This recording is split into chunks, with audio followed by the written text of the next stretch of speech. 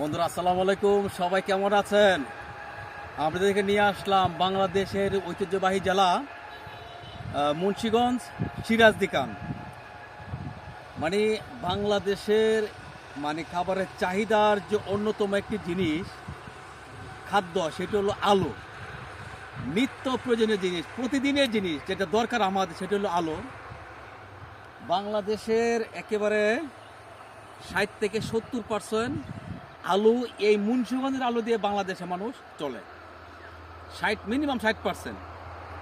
কেন বলছি, আমার এলাকায় যেমন কিশোরগঞ্জ হাওর অঞ্চল, প্রচুর ধান ক্ষেত, ধান আর ধান দেখা যায়।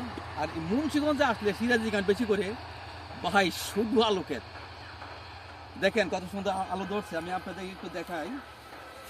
এই যে দেখেন, হ্যাঁ এই যে দেখেন আলু, কত বড় বড় আলু, এই যে দেখেন।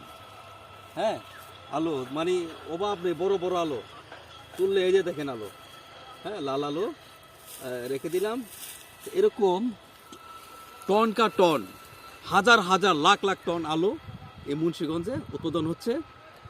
আলহামদুলিল্লাহ, সব আল্লাহর সৃষ্টি। আসলে আল্লাহ তাআলা সব জায়গায় সব কিছু দেন না, এই জায়গায় প্রচুর পরিমাণ আলু হয়। আপনি দেখতে থাকুন।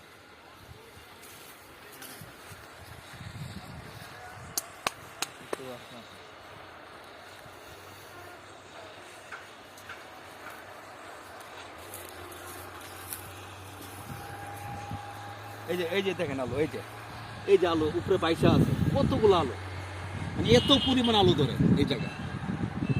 বন্ধুরা, আপনারা আসুন, ঘুরে যান, দেখে যান, আল্লাহর সৃষ্টি কত সুন্দর। আল্লাহ হাফেজ।